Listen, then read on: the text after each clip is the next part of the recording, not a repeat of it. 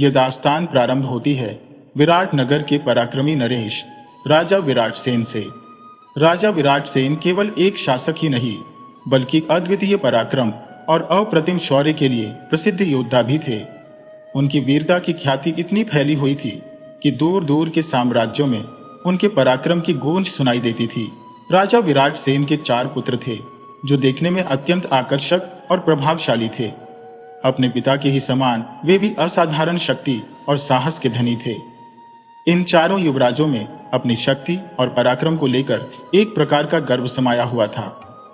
राजा अपने इन पुत्रों से अत्यधिक स्नेह करते थे और किसी भी महत्वपूर्ण निर्णय लेने से पूर्व उनकी सम्मति अवश्य लेते थे। इन राजकुमारों को शिकार का विशेष शौक था। जब भी अवसर मिलता वे वन प्रदेश की ओर निकल पड़ते और निर्भीकता से शिकार खेलते। एक दिन राजा विराट सेन ने अपने चारों पुत्रों को बुलवाया और गंभीर स्वर में बोले, पुत्रों, अब तुम सभी यौवन की दहलीज पर कदम रख चुके हो। तुम्हें अब संपूर्ण राज्य में स्वतंत्र रूप से भ्रमण करने की अनुमति है, परंतु मेरी एक बात को सदैव अपने हृदय में संजोए रखना। राज्य की दक्षिण दिशा में भूलकर भी अपनी घोड़ी मत बढ़ाना। यदि किसी ने भी उधर जाने का दुस्साहस किया तो वह घोर संकट में पड़ जाएगा। चारों युवराजों ने अपने पिता की बात को गंभीरता से सुना और प्रतिज्ञा ली। पिताजी, आप निश्चिंत रहिए, हम आपकी इस आज्ञा का पूर्ण निष्ठा से पालन करेंगे और कभी भी दक्षिण दिशा में कदम नहीं रखेंगे। समय बीतता गया। युवराज अपने पिता की आज्ञा का पालन करते हुए केवल निर्दिष्ट दिशाओं में ही शिकार हेतु जाया करते।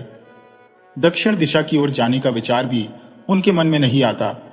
इसी प्रकार दिन बीतते गए। एक दिन जब चारों राजकुमार शिकार के लिए वन में गए, उन्होंने पूरा दिन भटकने के बाद भी कोई शिकार नहीं पाया। संध्या होते होते वे थक कर चूर हो गए। भूख और प्यास से उनका हाल बेहाल था। अंततः वे एक विशाल वृक्ष के नीचे बैठकर विश्राम करने लगे। तभी सबसे छोटा राजकुमार, जो स्वभाव से चंचल और जिज्ञासु था, अपने बड़े भाई से बोला, भैया, एक बात मुझे बहुत कचोट रही है। पिताजी ने हमें शिकार खेलने से कभी रोका नहीं, फिर दक्षिण दिशा की ओर जाने की मनाही क्यों कर दी? क्या कोई भेद छिपा है? थोड़ी देर ठहर कर वह पुनः बोला, मुझे तो लगता है कि पिताजी ने शेष दिशाओं के राजाओं को पराजित कर दिया है, किंतु दक्षिण दिशा की राजा से पराजय झेलनी पड़ी होगी, इसलिए उन्होंने हमें वहां जाने से मना किया है। अवश्य ही इसके पीछे कोई बड़ा रहस्य छुपा है। बड़े राजकुमार ने माथे पर शिकन डालते हुए कहा, नहीं रे, ऐसी बात नहीं हो सकती। मगर छोटे भाई के मन में एक अनकही धुन सवार हो चुकी थी। उसने अपने तर्क पर जोर देते हुए कहा, भैया, मुझे तो यही लगता है कि हमारे पिताजी दक्षिण दिशा के राजा से युद्ध में पराजित हो चुके हैं और इसीलिए वहां जाने से हमें रोका गया है। अगर ऐसा नहीं है तो फिर उन्होंने हमें उस दिशा में जाने से क्यों मना किया? उसका उत्साह अब जोश में बदलने लगा। मुझे तो लगता है कि हमें इस राज का पता लगाना चाहिए।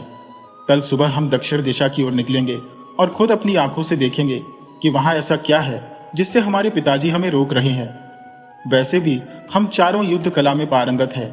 हमारी तलवारों के सामने भला कौन टिक सकता है?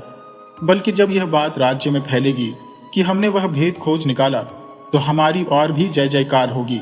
छोटे राजकुमार की यह बातें सुनकर बड़े भाइयों के मन में भी शक का बीज अंकुरित होने लगा। कहीं सच में तो राजा विराट सेन ने दक्षिण दिशा के किसी शासक से हार नहीं मान ली? बड़े भाई ने ठहर कर सोचा और फिर बोला, ठीक है, कल हम सभी दक्षिण दिशा के जंगल में जाएंगे और इस रहस्य से पर्दा उठाएंगे।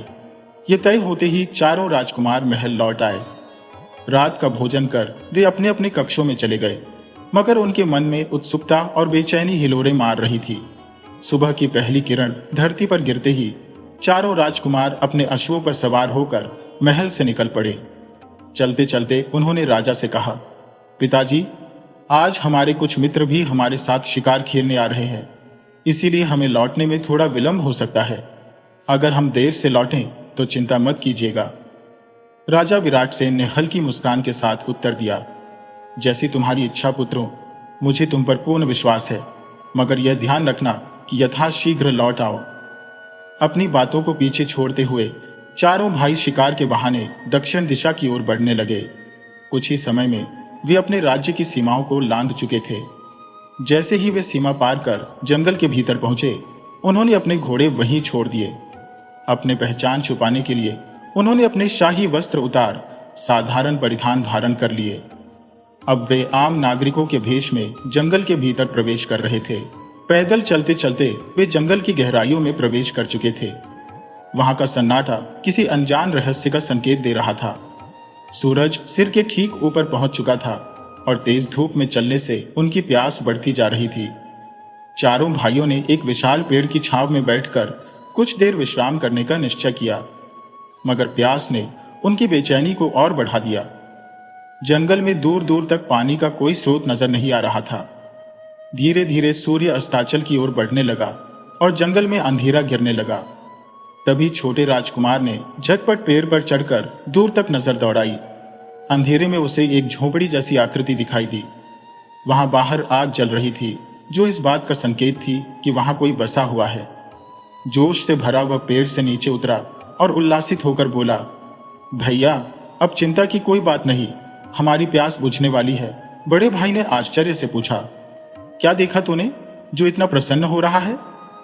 छोटा भाई मुस्कुराकर बोला, भैया, जरा सोचिए, इस घने जंगल के बीच अगर कोई झोपड़ी बनी है और वहां आग जल रही है, तो निश्चय ही वहां पानी भी मिलेगा। हमें वहां चलना चाहिए। छोटे भाई की कही बातों से सभी के चेहरों पर खुशी छलक पड़ी। उन्होंने उसे प्यार से गले लगा लिया। अब वे चारों उस जगह जा पहुंचे जहां वह मिट्टी का बना घर था। घर के बाहर एक कुआं नजर आ रहा था। कुएं को देखते ही चारों भाइयों की आंखों में चमक आ गई। वे खुशी से उछल पड़े और बोले, अब तो जमकर पानी पिएंगे। जैसे ही उन्होंने कुएं के अंदर झांका तो देखा कि पानी तो भरा हुआ था, मगर बहुत नीचे था। कुएं के पास एक बाल्टी रखी हुई थी, मगर उसमें रस्सी नहीं थी। अब चारों भाइयों के माथे पर चिंता की लकीरें उभर आई। पानी तो मिल गया, मगर उसे निकाले बिना पीना नामुमकिन था। एक भाई बोला, अगर जल्दी कुछ नहीं किया तो प्यास के मारे हमारी हालत खराब हो जाएगी। तभी छोटे भाई ने सुझाया, घर में कोई तो होगा ही, जब कुएं है तो रस्सी भी होगी, मैं जाकर पूछता हूं।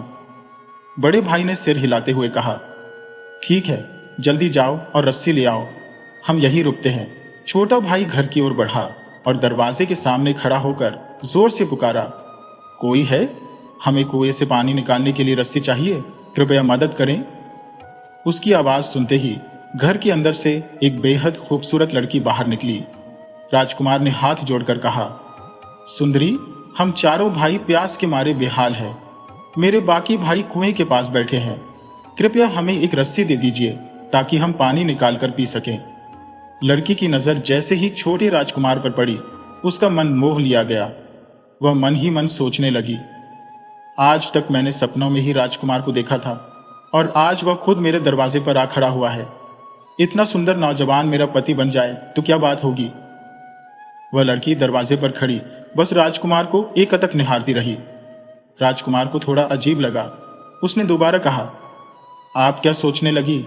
अगर आपके पास रस्सी है तो कृपया दे दीजिए। लड़की मानो ख्यालों की दुनिया से जागी और बोली, ठीक है, रुको, मैं अपनी बड़ी बहन से पूछकर आती हूँ। इतना कहकर वह घर के भीतर चली गई। अंदर जाकर उसने अपनी बहन से कहा, बहन, दरवाजे पर एक बहुत ही सुंदर नौजवान खड़ा है। देखने में किसी राजकुमार से कम नहीं लग रहा। वह रस्सी मांग रहा है, बेचारा प्यास से परेशान है। बड़ी बहन को भी उत्सुकता हुई। वह भी दरवाजे तक आ गई और राजकुमार को गौर से देखने लगी। राजकुमार ने फिर विनती की, देवी, अगर आपके पास रस्सी है तो कृपया हमें दे दीजिए ताकि हम अपने प्राण बचा सकें। लड़की मुस्कुराई और बोली, रस्सी तो मिल जाएगी, मगर एक शर्त है। अगर हमारी शर्त मान ली तो रस्सी ही नहीं बल्कि हम खुद तुम्हें पानी पिलाएंगे और ठहरने के लिए चारपाई भी देंगे। छोटे राजकुमार ने थोड़ी देर सोचा और कहा, ठीक है, पहले मैं अपने भाइयों से सलाह कर लूं, फिर जो वे कहेंगे वही करेंगे। छोटा भाई हांफता हुआ अपने भाइयों के पास पहुंचा और पूरी बात बता दी। बोला, भाइयों, पानी तो मिल सकता है, मगर उन लड़कियों ने एक शर्त रखी है। उन्होंने कहा है कि अगर हम उनकी बात मान ले तो न सिर्फ पानी मिलेगा बल्कि खाना भी खिलाएंगी और आराम करने के लिए बिस्तर भी देंगी। चारों राजकुमार इतने प्यासे थे कि उनके लिए सोचने समझने की ताकत ही नहीं बची थी। उन्हें सिर्फ पानी चाहिए था, कुछ भी करके। बड़े भाई ने बिना देर किए कहा, हमें पानी मिल जाए बस। चाहे कोई भी शर्त हो, हम मानने को तैयार है। छोटे भाई ने तीनों की रजामंदी देखी और तुरंत वापस जाकर दरवाजे पर खड़ी लड़की से कहा, हमारे बड़े भाई आपकी हर शर्त मानने को तैयार है। अब देर मत करो, हमें जल्दी से पानी पिला दो। वैसे बताओ तो सही, आखिर शर्त क्या है? इस पर सबसे बड़ी बहन मुस्कुराई और बोली, नौजवान, हम 4 बहनें हैं और बहुत सुंदर भी है, मगर अब तक कुंवारी है, क्योंकि हमें कोई ऐसा पुरुष नहीं मिला जो हमारे योग्य हो। मगर अब किस्मत से तुम चारों आ गए हो, जो न सिर्फ खूबसूरत हो बल्कि बलवान भी लगते हो। अगर तुम चारों हमारी शादी के लिए तैयार हो जाओ तो हम तुम्हें पानी भी पिलाएंगे, स्वादिष्ट भोजन भी कराएंगे और मुलायम बिस्तर भी देंगे। राजकुमार को यह सुनकर अजीब लगा। वो सोचने लगा, यह कैसी अजीब शर्त है, बिना माता पिता की आज्ञा के हम शादी कैसे कर सकते हैं? वह लौटकर भाइयों के पास आया और सारी बात बता दी। एक भाई बोला, अगर हमने इनसे विवाह कर लिया तो पिताजी बहुत नाराज होंगे। वह तो हमारी शादी बड़े बड़े राजघरानों की राजकुमारियों से करवाना चाहते हैं। बड़े भाई ने गंभीरता से कहा, भाइयों, शादी की बात तो बाद में देखी जाएगी, पहले हमें जिंदा रहना चाहिए। अगर हमें जल्दी पानी नहीं मिला तो हम यही प्यास से मर जाएंगे। अगर जिंदा रहेंगे तो पिताजी से भी बात कर सकते हैं और शादी का फैसला भी बाद में ले सकते हैं। वैसे भी हम राजकुमार हैं, एक नहीं कई शादियां कर सकते हैं, मुझे इसमें कोई दिक्कत नहीं लगती।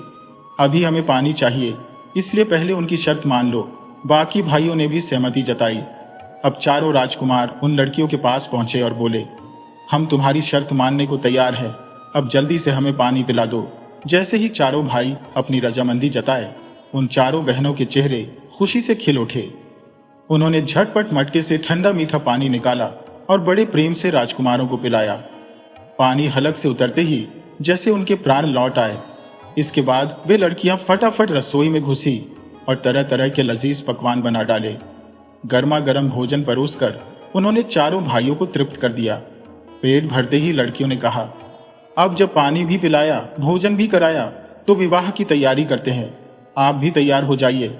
बड़े भाई के मन में एक शरारती ख्याल आया, जिस चीज की हमें दरकार थी वह तो मिल चुकी है, अब अगर हम इनकी शर्त ना माने तो ये हमारा क्या कर लेंगी? हम तो वीर राजकुमार हैं, बलवान हैं, इन नाजुक लड़कियों के सामने हमारी ताकत के आगे ये कुछ नहीं कर पाएंगी। यही सोचकर उसने सीधे कह दिया, सुनो लड़कियों, हम विवाह नहीं कर सकते। हमने तो बस पानी के लिए हामी भरी थी। असल में बिना अपने पिता से पूछे हम कोई भी निर्णय नहीं ले सकते। अब हमें चलना होगा। यह सुनते ही चारों बहनों की आंखों में आंसू छलक आए। वे जोर जोर से रोने लगी। तभी एक कमरे का दरवाजा चरमराया और वहां से एक बुढ़िया प्रकट हुई। उसकी आंखों में सवाल थे। क्या हुआ मेरी बच्चियों, तुम यूं बिलख क्यों रही हो? एक बहन ने सुबकते हुए कहा, अम्मा, ये चारों राजकुमार पहले शादी के लिए राजी थे, मगर अब धोखा दे रहे हैं, साफ इनकार कर दिया है। बुढ़िया ने तीखी नजरों से राजकुमारों को घूरा, मगर अगले ही पल उसके चेहरे पर अजीब सी मुस्कान खेल गई। फिर वह ठहाके लगाने लगी। असल में यह कोई साधारण बुढ़िया नहीं थी, बल्कि एक मायावी जादूगरनी थी और वे चारों बहनें उसकी बेटियां थीं। बुढ़िया ने अपने कुटिल स्वर में कहा, अगर तुमने मेरी फूल जैसी बच्चियों की बात नहीं मानी तो अभी की अभी तुम्हें बकरा बना दूंगी। इतना कहते ही उसने अपने झुर्रीदार हाथ हवा में लहराए, होंठों से रहस्यमय मंत्र फुसफुसाए और देखते ही देखते सबसे बड़े राजकुमार पर इशारा कर दिया। पल भर में वह एक सींग वाला बकरा बन चुका था। बाकी तीनों भाई अवाक रह गए। उनकी रगों में दौड़ता खून ठंडा पड़ गया। उनके भीतर की सारी बहादुरी काफूर हो गई। अब वे बुरी तरह थर थर कांपने लगे। जादूगरनी ने सख्त लहजे में कहा, अगर एक पल की भी देर की तो तुम सबको हमेशा के लिए बकरा बना दूंगी। अब राजकुमारों को समझ आ गया कि वे एक दुष्ट मायावी के चंगुल में फंस चुके हैं। उनके पास कोई रास्ता नहीं बचा था। छोटे भाई ने कांपती आवाज में कहा, अम्मा जी, हम विवाह के लिए तैयार हैं, मगर कृपा करके पहले हमारे बड़े भैया को इंसान बना दीजिए। छोटे भाई की ऐसी गुहार सुनकर बुढ़िया ने हवा में हाथ घुमाया और बड़े भाई को फिर से इंसान बना दिया। अब तो चारों राजकुमारों के माथे पर पसीना छलक आया। डर के मारे कांपते हुए वे लड़कियों के सामने हाथ जोड़कर बोले, हे देवियों, हम आपकी शरण में हैं, कृपा कर हमें क्षमा कर दीजिए। अब हम बिना किसी नानुकुर के विवाह के लिए तैयार हैं। और फिर चारों राजकुमारों का ब्याह उन चारों कन्याओं से कर दिया गया। बुढ़िया जादूगरनी ने तिरछी मुस्कान के साथ उन्हें घूरा और सख्त लहजे में कहा, सुनो लड़कों, अगर किसी भी दिन तुमने जंगल की हद लांघने की जरूरत की तो याद रखना, फिर से बकरे में बदल कर छोड़ूंगी। अब चारों राजकुमार अपनी पत्नियों के संग वहीं बस गए। कुछ समय बीता और वे इस नए जीवन में रम गए। राजकुमारों के लिए कोई तकलीफ न थी। बूढ़ी जादूगरनी खुद उनकी देखभाल करती। खाने को रोज राजसी व्यंजन मिलते। सुख सुविधाओं की कोई कमी नहीं थी। धीरे धीरे चारों भाइयों ने अपने इस जीवन को पूरी तरह स्वीकार कर लिया। वे जंगल में शिकार पर भी जाया करते, परंतु कभी भी उस सीमा को लांघने का साहस नहीं कर सके, क्योंकि बुढ़िया की दहशत हर समय उनके सिर पर मंडराती थी। बावजूद इसके उनका जीवन आनंद से कट रहा था। स्वादिष्ट भोजन से उनके शरीर पुष्ट होते जा रहे थे, परंतु सबसे छोटा भाई, वह तो दिन ब दिन और भी ज्यादा सूखता जा रहा था। उसके बदन पर मानो मांस रह ही नहीं गया था। जब तीनों बड़े भाइयों ने देखा कि छोटा भाई बस हड्डियों का ढांचा बनता जा रहा है, तो आखिर बड़े भाई से रहा न गया। उसने चिंता से पूछा, भैया, ये तेरा हाल क्यों होता जा रहा है? कहीं तुझे कोई बीमारी तो नहीं लग गई? हमें तो यहाँ रोज अच्छा खाना मिलता है, फिर भी तू यूं सूखता ही जा रहा है। तुझे कोई परेशानी है क्या? छोटे भाई ने लंबी सांस ली और धीमे स्वर में कहा, भैया, मेरी पत्नी मुझसे स्नेह नहीं रखती। जब भी मैं उसके संग भोजन करने बैठता हूं, तो वह दूसरी ओर मुंह फेर कर रोने लगती है, और फिर जब मैं उसे यूं आंसू बहाते देखता हूं, तो मेरे गले से निवाला नहीं उतरता। मैं भूखा ही रह जाता हूं। मैंने कई बार वजह पूछी, परंतु वह टाल मटोल कर देती है। कहती है कि बस यूं ही रोने की आदत है। अब मैं क्या करूं? बड़े भाई की भवें तन गई। उसने गहरी सोच में डूबते हुए कहा, निश्चित ही इस बात के पीछे कोई गंभीर वजह होगी। कोई बिना कारण ऐसे रोता नहीं। वह तुझसे कुछ छुपा रही है। तुझे उसे टटोल कर पूछना चाहिए कि आखिर माजरा क्या है। छोटे भाई ने सिर झुका लिया और दर्द भरी आवाज में कहा, भैया, मैंने 1000 बार पूछा, हर बार वह कोई बहाना बना देती है। और एक और बात, मुझे अपने घर की बहुत याद आती है। माँ और पिताजी की याद से मन और भी भारी हो जाता है। इसीलिए मैं दिन ब दिन कमजोर होता जा रहा हूँ। बड़े भाई ने माथे पर बल डालते हुए कहा, देख छोटे, आज जब तेरी पत्नी तुझे खाने के लिए परोसने बैठे, तो उससे साफ साफ कह देना कि जब तक वह अपने रोने का असली कारण नहीं बताएगी, तब तक तू खाना नहीं खाएगा। कह देना कि अगर बात छुपाई तो तू भूखा मर जाएगा। छोटे भाई ने घबराते हुए कहा, नहीं भैया, ऐसा मत कहो। मैं तो पहले ही इतना कमजोर हो गया हूं कि अगर एक दिन भी भूखा रहा तो सच में जान से चला जाऊंगा। बड़े भाई ने हल्का सा मुस्कुराते हुए सिर हिलाया। अरे बुद्धू, तुझे सच में भूखा नहीं रहना, बस नाटक करना है। असल बात तो यह है कि हमें यह जानना है कि वह खाने के वक्त ही क्यों रोती है। अब छोटे भाई को बात समझ में आ चुकी थी। उस रात जब उसकी पत्नी खाना लेकर आई और उसने पहला कौर ही उठाया, तो हमेशा की तरह वह दूसरी ओर मुंह फेर कर सुबकने लगी। छोटा भाई चुपचाप उसे देखता रहा, फिर धीमी मगर दृढ़ आवाज में बोला, प्रिय, आखिर यह क्या बात है? जब भी मैं खाना खाने बैठता हूं तुम रोने लगती हो। आज मैं बिना जाने नहीं रहूंगा, मुझे सच बताओ। पत्नी ने झटपट आंसू पोंछते हुए कहा, राजकुमार, आप बस ऐसे ही सोच रहे हैं। यह तो मेरी आदत है, आप खाना खाइए। छोटा भाई जिद पर अड़ गया, नहीं, अगर तुमने आज इस रहस्य से पर्दा नहीं उठाया तो मैं एक भी निवाला नहीं खाऊंगा, चाहे मुझे भूखा ही मरना पड़े। पत्नी का चेहरा फक पड़ गया। वह कांपते हुए बोली, नहीं पतिदेव, ऐसा मत कहिए। अगर आपको कुछ हो गया तो मैं जीते जी मर जाऊंगी। मैं आपसे बेहद प्रेम करती हूँ। अगर आप नहीं मान रहे तो ठीक है, मैं आपको सब सच बता देती हूँ। अब पत्नी ने सिर झुकाकर धीरे धीरे कहना शुरू किया, राजकुमार, जैसा कि आपको पता है, मेरी माँ कोई साधारण स्त्री नहीं, बल्कि एक शक्तिशाली जादूगरनी है। वह अपनी तंत्र विद्या के बल पर कुछ भी कर सकती है, लेकिन एक कड़वा सच यह भी है कि अपनी जादुई ताकत को बढ़ाने के लिए उसे इंसानों की बलि देनी पड़ती है। और अब की अमावस की रात वह आप चारों भाइयों में से एक की बलि देने वाली है, और फिर हर अमावस को एक एक करके आप चारों को समाप्त कर दिया जाएगा, क्योंकि अगर वह ऐसा नहीं करेगी तो उसकी तांत्रिक शक्तियां धीरे धीरे खत्म हो जाएंगी। छोटा भाई सन्न रह गया। पत्नी ने कांपती आवाज में आगे कहा, मेरी तीनों बहनें इस घिनौने काम में उसकी मदद करती हैं, लेकिन मैं यह सब होते नहीं देख सकती। मैं ऐसा कभी नहीं कर पाऊंगी, इसलिए मैं रोती हूँ। मैं दिन रात इसी चिंता में घुली जा रही हूँ कि जब मेरी माँ और बहनें अपना घिनौना खेल खेलेंगी तो फिर मेरा क्या होगा।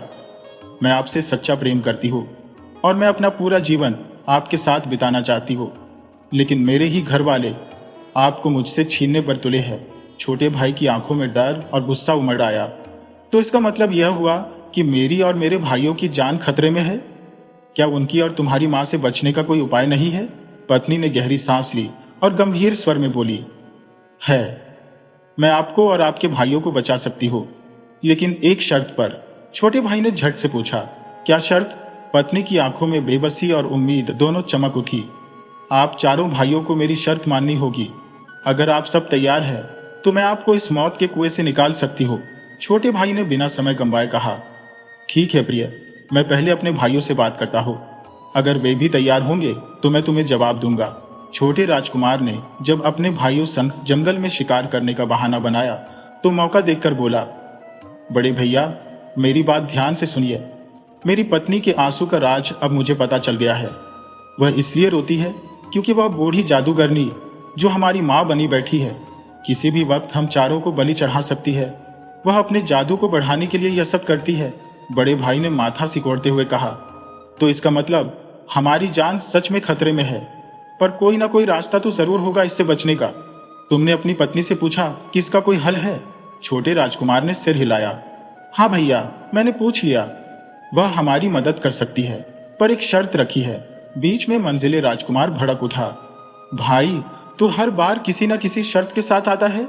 तेरी पहली शर्त के कारण ही हम इस मुसीबत में फंसे हैं, और अब तू फिर से नई शर्त ले आया है। जाकर कह दे अपनी पत्नी से, हमें कोई शर्त मंजूर नहीं। बड़े भाई ने हाथ उठाकर उसे रोका। अरे, झगड़ने का समय नहीं है। अगर वह हमारी जान बचा सकती है तो हमें उसकी बात सुननी चाहिए। छोटे भाई, तुम जाकर अपनी पत्नी से कहो कि हम उसकी शर्त मानने को तैयार है। बस हमें यहां से सुरक्षित निकाल दे। छोटा राजकुमार घर लौटा और पत्नी से बोला, बड़े भैया मान गए हैं, अब बता क्या करना होगा। पत्नी ने उसकी आंखों में देखते हुए कहा, मेरी बस एक ही शर्त है। तुम सिर्फ अपनी नहीं बल्कि मेरे प्राणों की भी रक्षा करोगे।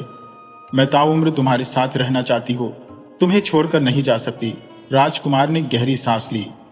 अगर तुम हमारे लिए अपनी बहनों को धोखा दे रही हो तो तुम्हारे प्राणों की रक्षा हमारी पहली जिम्मेदारी होगी। पर पहले बताओ, हमें करना क्या है? पत्नी ने धीरे से कहा, जब अगली बार जंगल में जाओ तो चारों भाई साथ रहना। वहां पहुंचकर खुद को थोड़ा घायल कर लेना। जब मेरी माँ और बहनें पूछेंगी कि यह कैसे हुआ तो कहना कि जंगल में कुछ लुटेरे आए थे। वे तेज घोड़ों पर सवार थे और उन्होंने हमला कर दिया। तुम लोगों ने पीछा किया, लेकिन उनके घोड़े बिजली की तरह तेज थे। अगर तुम लोगों के पास भी वैसे घोड़े होते तो उन्हें सबक सिखा सकते थे। पत्नी ने आंखें गड़ा दी। जब मेरी बहनें यह सुनेंगी तो वे खुद ही पूछेंगी कि तुम लोग क्या चाहते हो। तब तुम कहना कि हमें भी वैसे ही तेज घोड़े चाहिए। वे घोड़े साधारण नहीं है, बल्कि ऐसे हैं जो एक झपकी में जंगल के पार पहुंचा देंगे। बूढ़ी जादूगरनी को तुम्हें रोकने का समय ही नहीं मिलेगा। राजकुमार उत्सुकता से बोला, फिर क्या होगा? पत्नी मुस्कुराई, अगर तुम लोग एक बार इस जंगल से बाहर निकल गए तो माँ का जादू तुम पर असर नहीं करेगा। उसका माया जाल सिर्फ इस जंगल तक सीमित है। बाहर निकलते ही उसकी शक्तियां बेअसर हो जाएंगी और वह तुम्हारा कुछ नहीं बिगाड़ पाएगी। यही तुम्हारे बचने का एकमात्र उपाय है। छोटे भाई को अपनी पत्नी की बात पूरी तरह समझ में आ गई और वह फौरन अपने बड़े भाइयों के पास पहुंचा।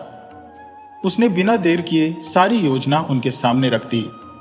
अगले ही दिन चारों राजकुमार शिकार का बहाना बनाकर जंगल की ओर निकल पड़े। वहां पहुंचकर उन्होंने अपने शरीर पर हल्की फुल्की चोटें पहुंचाई ताकि घायल दिखे। इसके बाद वे सभी महल लौट आए। जब उनकी पत्नियों ने देखा कि उनके पति लहूलुहान और जख्मी है तो वे घबरा गईं। गहरी चिंता के साथ वे पूछने लगी, यह क्या हुआ? किसने हमारे पतियों की ऐसी हालत कर दी? चारों भाइयों ने अपनी ओर से बनाई हुई कहानी सुना दी। आज जंगल में अचानक कुछ लुटेरे आ धमके। वे तेज रफ्तार घोड़ों पर सवार थे। उन लुटेरों ने बिना किसी चेतावनी के हम पर हमला बोल दिया। हमने बचने की बहुत कोशिश की, लेकिन वे बेहद फुर्तीले थे। हमें घायल कर दिया और फिर अपने घोड़ों को दौड़ाते हुए आंखों से ओझल हो गए।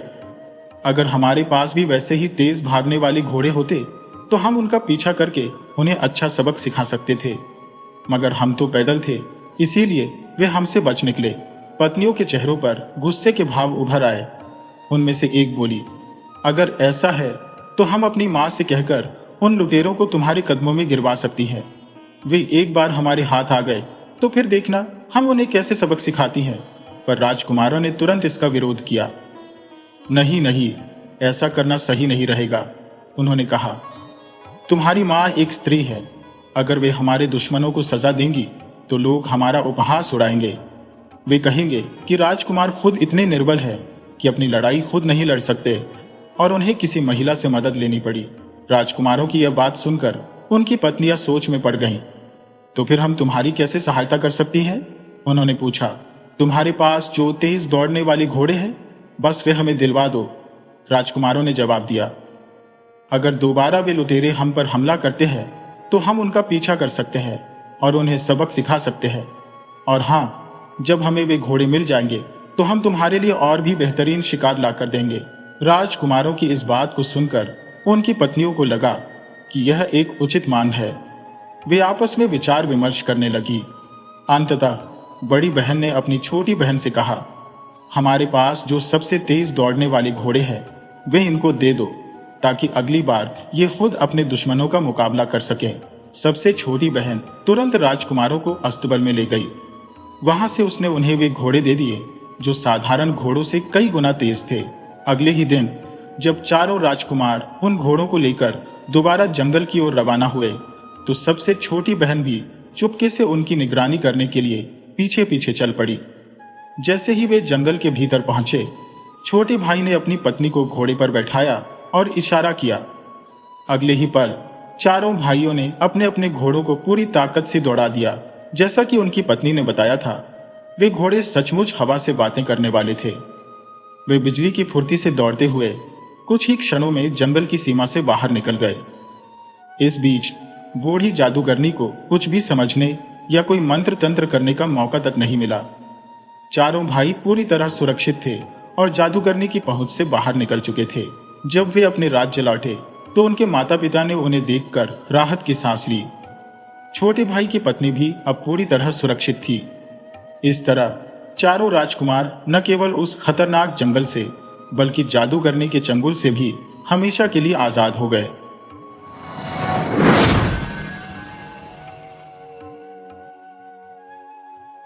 प्राचीन समय की बात है। एक धनी व्यक्ति के दो पत्नियां थी। बड़ी पत्नी का नाम लीलावती था, जो उसे अत्यधिक प्रिय थी, जबकि छोटी पत्नी का नाम किशोरी था, जिसे उसने दूर कर दिया था। दोनों पत्नियों की एक एक पुत्री थी। लीलावती के निरंतर उकसावे और झगड़ों के बाद उस व्यक्ति ने किशोरी और उसकी बेटी को घर के पीछे एक छोटी सी झोपड़ी में रहने के लिए भेज दिया। किशोरी अपनी पुत्री चंपावती के साथ कठिनाई में अपना जीवन व्यतीत करने लगी। एक दिन पिता ने चंपावती को आदेश दिया कि वह उसके धान के खेतों की देखभाल करे। हर रोज चंपावती एक ऊंचे स्थान पर बैठकर खेतों की रखवाली करती और पक्षियों को दूर भगाती। कई दिन ऐसे ही बीत गए। एक दिन जब वह फिर से उस ऊंचे स्थान पर बैठी थी तो उसने गाना गाना शुरू किया। बटेरों, यहां से उड़ जाओ, मेरे धान को मत खाओ, मैं तुम्हें बदले में भुने हुए चावल दूंगी। अचानक जंगल से किसी ने जवाब दिया, मैं धान भी खाऊंगा और चावल भी। मैं चंपावती से विवाह करूंगा और उसे अपने घर ले जाऊंगा।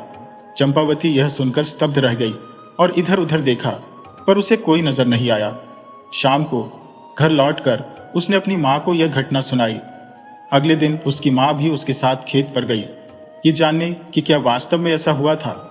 उसकी मां ने उसे वही गाना फिर से गाने को कहा। जैसे ही चंपावती ने गाना गाया, वही आवाज फिर से सुनाई दी। ये देख उसकी मां भी हैरान रह गई और दोनों मां बेटी घर लौट आई। किशोरी ने अपने पति को इस घटना के बारे में बताया। अगले दिन वह खुद अपनी पत्नी किशोरी, चंपावती और कुछ पड़ोसियों के साथ खेत पर गया। जब चंपावती से फिर गाने को कहा गया तो वही जवाब जंगल से आया। यह जानने के लिए कि कौन बोल रहा था, सभी जंगल में गए, लेकिन वहां कोई नहीं था। फिर चंपावती के पिता ने जंगल की ओर देखते हुए कहा, अगर तुम सच में चंपावती से विवाह करना चाहते हो तो सामने आओ, मैं वादा करता हूं कि तुम्हारी शादी उससे करा दूंगा। इतना सुनते ही एक विशालकाय अजगर जंगल से बाहर निकला। उसे देखकर लोग भयभीत हो गए और भागने लगे। लेकिन चंपावती के पिता ने उन्हें समझाया और ठहरने के लिए कहा। उन्होंने अजगर को अपने घर आने का निमंत्रण दिया। किशोरी और चंपावती जोर जोर से रोने लगी, परंतु लीलावती की सलाह पर चंपावती के पिता ने उसकी शादी अजगर से कर दी और उनके रहने के लिए एक नया घर बनवा दिया। लीलावती इस बात से प्रसन्न थी, ये सोचकर कि अब अजगर रात में चंपावती को निगल जाएगा। अजगर को चंपावती के साथ एक ही कक्ष में रखा गया, इस आशा से कि अब वह चंपावती को निगल जाएगा। चंपावती ने अंतर्मन से प्रार्थना की। जब सुबह उसकी मां चिंतित मन से कमरे में पहुंची तो उसने देखा कि चंपावती सोने के अलंकारों से सजी हुई थी, परंतु अजगर कहीं दृष्टिगोचर नहीं हुआ। मां ने बेटी को जगाया और स्वयं को आभूषणों में लिपटा देखकर चंपावती के चेहरे पर प्रसन्नता की लहर दौड़ गई। यह दृश्य देखकर उसके पिता और बड़ी पत्नी लीलावती वहां पहुंचे और चंपावती को इस प्रकार चमचमाते हुए देखकर वे स्तब्ध रह गए। लालच में डूबी लीलावती के मन में एक नई योजना ने जन्म लिया और उसने अपने पति से जिद की कि उनकी पुत्री के लिए भी वही अजगर लाया जाए। अतः वह कई आदमियों को लेकर जंगल की ओर चल पड़ा और जब उन्हें एक विशाल अजगर मिला तो उसे घर ले आया। लीलावती ने अपनी बेटी का भी उसी अजगर से विवाह कर दिया और चंपावती की भांति उसे भी उसके साथ सोने भेज दिया। रात भर लीलावती इस कल्पना में मग्न रही कि उसकी बेटी भी स्वर्ण आभूषणों से लदी होगी, किंतु रात का अंत भयावह था। अजगर ने उसकी बेटी को धीरे धीरे निगलना आरंभ कर दिया। जब अजगर ने पैरों से उसे निगलना शुरू किया तो बेटी ने अपनी मां को पुकारते हुए कहा, मां, मेरे पैरों में गुदगुदी हो रही है। इस पर लीलावती प्रसन्न होकर बोली, मेरी बच्ची, तुम्हारा पति तुम्हें आभूषण पहना रहा है। अजगर जैसे जैसे ऊपर की ओर बढ़ा, बेटी ने फिर कहा, मां, मेरी कमर में भी गुदगुदी हो रही है। लीलावती ने वही उत्तर दिया, मेरी बेटी, तुम्हारा पति तुम्हें कमरबंद पहना रहा है। जैसे ही अजगर उसकी गर्दन तक पहुंच गया, बेटी ने पुनः पुकारा, मां, मेरी गर्दन में गुदगुदी हो रही है। लीलावती ने फिर वही कहा, मेरी बच्ची, तुम्हारा दामाद तुम्हें मोतियों की माला पहना रहा है। लेकिन इसके बाद उसकी आवाज पूरी तरह से मौन हो गई। लीलावती ने सोचा कि अब उसकी बेटी सुख से सो गई है और वह भी आत्मसंतोष के साथ सोने चली गई। परंतु जब सुबह आई और लीलावती दौड़ती हुई अपनी बेटी के कक्ष में पहुंची तो वहां उसकी बेटी का कोई चिन्ह नहीं था। अजगर आराम से लेटा हुआ था और उसका पेट फूला हुआ था। इस दृश्य को देखकर लीलावती को भयानक सच्चाई का एहसास हुआ और वह हृदय विदारक चीखों में डूब गई। उसके रोने की आवाज सुनकर उसका पति भी वहां आया और जब उसे सच्चाई ज्ञात हुई तो वह भी स्तब्ध होकर धरती पर बैठ गया। इसी बीच किशोरी और चंपावती भी रो रही थी। गांव के लोगों ने उनके लालच पर हंसी उड़ाई और उन्हें धिक्कारा। लोगों ने मिलकर लीलावती की बेटी के शव को अजगर के पेट से निकालकर उसका अंतिम संस्कार किया। उस दिन से लीलावती और उसका पति चंपावती और किशोरी से इतनी घृणा करने लगे कि वे उनसे पीछा छुड़ाने के उपाय सोचने लगे। एक दिन वे अपने हथियारों से लैस होकर चंपावती और उसकी मां को जबरन घसीटते हुए जंगल में ले गए। वे उन्हें मारने ही वाले थे, तभी अजगर प्रकट हुआ और उन दोनों दुष्टों को निगल लिया। अजगर ने बेहोश मां बेटी को उठाया और उन्हें सुरक्षित स्थान पर ले गया। जब अगली सुबह वे जागी तो खुद को अनजान जगह पाकर रोने लगी। उन्हें भय सताने लगा, लेकिन अजगर ने उन्हें दिलासा देते हुए कहा, तुम्हें डरने की जरूरत नहीं है, मैं तुम्हें बचाने के लिए यहां लाया हूं। इसके बाद अजगर ने रात की सारी घटनाओं का विवरण दिया, जिसे सुनकर मां बेटी ने उसका आभार जताया। समय बीतता गया और तीनों खुशी से जंगल में रहने लगे। पर कुछ ही दिनों बाद किशोरी अचानक बीमार पड़ गई और उसकी मृत्यु हो गई। अब चंपावती अकेली रह गई। एक दिन जब अजगर बाहर गया हुआ था, तभी एक बूढ़ी स्त्री वहां आई। लंबे समय से किसी इंसान को न देखकर चंपावती ने उसका आदरपूर्वक स्वागत किया। उस स्त्री ने प्रसन्न होकर उसे बताया, तुम्हारे पति, जो हर रात अजगर के रूप में आते हैं, वास्तव में एक देवता है। जब तुम सो जाती हो तब वे अजगर का रूप त्याग कर स्वर्ग चले जाते हैं। अगर तुम अपने पति को देवता के रूप में देखना चाहती हो तो सोने का नाटक करो। जब वे अजगर का चोला उतारें तो उसे आग में जला देना। चंपावती स्तब्ध रह गई, पर उसने वही किया जैसा बूढ़ी स्त्री ने बताया था। जैसे ही उसने अजगर का चोला जलाया, उसके पति को जलन का अनुभव हुआ और उसने उसे पंखा कर आराम दिलाया। सुबह होते ही उसने अपने पति को माला पहनाकर उसका स्वागत किया। चंपावती का हृदय प्रसन्नता से भर गया और वे सुखमय जीवन जीने लगे। कुछ महीनों बाद जब उसका पति बाहर था, वही बूढ़ी स्त्री फिर से आई। चंपावती ने स्वागत के बाद उसके आने का कारण पूछा। स्त्री ने बताया, मैं तुम्हारी भलाई के लिए आई हूं। कल जब तुम्हारा पति वापस आए तो उससे एक ही थाली में भोजन करने के लिए कहना। जब तुम दोनों एक साथ खाओगे तब उसकी मोहब्बत तुम पर इस कदर बढ़ेगी कि वह कभी भी तुमसे दूर नहीं होगा। बूढ़ी स्त्री की बात सुनकर चंपावती ने फिर से उसे सोना चांदी देकर विदा किया। अपनी चालाकी पर संतुष्ट होते हुए वह बूढ़ी स्त्री वहां से चली गई। अगले दिन चंपावती ने अपने पति के साथ एक ही थाली में भोजन करने का प्रस्ताव रखा। उसका पति उसे अजीब निगाहों से देखते हुए बोला, तुम्हारा यह व्यवहार आज कुछ असामान्य लग रहा है। मुझे तुम्हारे इरादों पर शक हो रहा है। खाना समाप्त करने के बाद चंपावती ने अपने पति से दुनिया दिखाने की मांग की। उसके पति ने गहरी सांस लेते हुए कहा, अगर मैं तुम्हें दुनिया दिखाऊंगा तो तुम मुझे कभी नहीं देख पाओगी। लेकिन चंपावती ने अपनी जिद नहीं छोड़ी। अंततः हारकर पति उसे नदी के किनारे ले गया और पूछा, क्या तुम मुझे भी छोड़ने के लिए तैयार हो, सिर्फ इसलिए कि दुनिया देख सको? चंपावती ने उत्तर दिया, मैं दोनों चाहती हूं, दुनिया भी और तुम भी। पति ने अपने होठों को फैलाकर उसे दुनिया की झलक दी और साथ ही एक सोने की अंगूठी उसे सौंपते हुए कहा, क्या तुम उस बूढ़ी स्त्री के कहने पर यह सब कर रही हो? वह मेरी मां की नौकरानी है और मेरी मां एक नरभक्षी है। उसने मेरे लिए किसी अन्य लड़की को चुना था, लेकिन मैंने तुम्हें चुना। वह चाहती है कि मैं तुम्हें छोड़ दूं ताकि वह तुम्हें खा सके। उस बूढ़ी स्त्री ने तुम्हें धोखा दिया है ताकि उसकी योजना सफल हो सके। पति ने अपनी बात जारी रखते हुए कहा, यह सोने की अंगूठी मैं तुम्हें दे रहा हूं, इसे अपने पास रखना।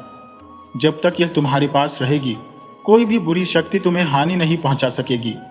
लेकिन अगर यह अंगूठी खो गई तो तुम मुश्किलों में घिर जाओगी। इस अंगूठी के प्रभाव से तुम मुझे 6 वर्षों बाद मेरी मां के घर पाओगी। अब मुझे जाना होगा, ध्यान रखना और इस अंगूठी को सुरक्षित रखना। यह कहकर पति नदी में चला गया। चंपावती को अपनी गलती का एहसास हुआ और वह गहरे दुख में डूब गई। वह जंगल में घूमते हुए रोती रही और सीने से अंगूठी को लगाए 6 वर्षों के इंतजार में दिन गिनने लगी। उसके पति की मां ने कई बार उसे धोखा देने की कोशिश की, लेकिन अंगूठी ने उसकी हर चाल को नाकाम कर दिया। 6 साल बीत गए और एक दिन अचानक चंपावती की मुलाकात अपने पति से हो गई। दोनों फिर से एक साथ हो गए, लेकिन यह देखकर उसकी सास का गुस्सा भड़क उठा। जैसे ही चंपावती अपने पति से मिली, उसकी अंगूठी रहस्यमयी तरीके से गायब हो गई। परंतु चंपावती के साथ उसका बेटा होने के कारण सास उसे कोई नुकसान नहीं पहुंचा सकी। एक दिन सास ने एक पत्र लिखा, यह मेरी सबसे बड़ी दुश्मन है, इसे समाप्त कर दो, लेकिन इसके मांस का एक टुकड़ा मुझे भेज देना। उसने वह पत्र चंपावती को दिया और उसे एक राक्षस के पास भेज दिया। सास के आदेश का पालन करने के लिए बिना पति को बताए चंपावती राक्षस के पास पत्र देने चली गई। जब पति घर आया और चंपावती को न पाकर उसे कुछ संदेह हुआ, वह चंपावती के पीछे गया और उसके हाथ से पत्र छीन लिया। पत्र पढ़कर उसका क्रोध चरम पर पहुंच गया। गुस्से में वह अपनी मां के पास गया और उसे हमेशा के लिए अपने जीवन से निकाल दिया। इसके बाद चंपावती और उसका पति उस दानवों से भरे गांव को छोड़कर एक नए नगर में चले गए। वहां उन्होंने अपना जीवन फिर से बसाया और दोनों खुशी खुशी रहने लगे।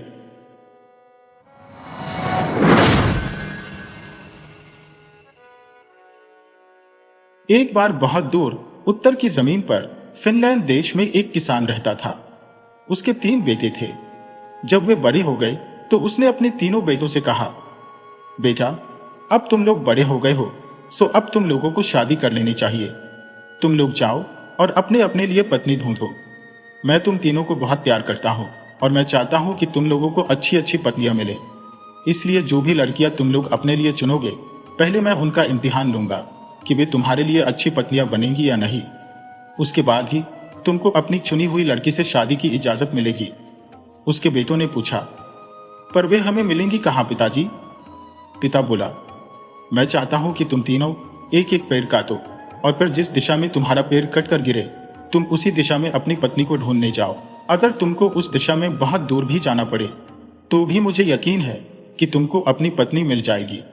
सबसे बड़े बेटे ने जो पेड़ काटा तो वह पेड़ पूर्व की तरफ गिरा। वह बोला, यह तो बहुत अच्छा है। मुझे मालूम है कि पूर्व में एक बहुत प्यारी सी देहाती लड़की रहती है। मैं उसके घर जाऊंगा, उसको अपने साथ शादी के लिए पटाऊंगा और फिर उससे शादी कर लूंगा।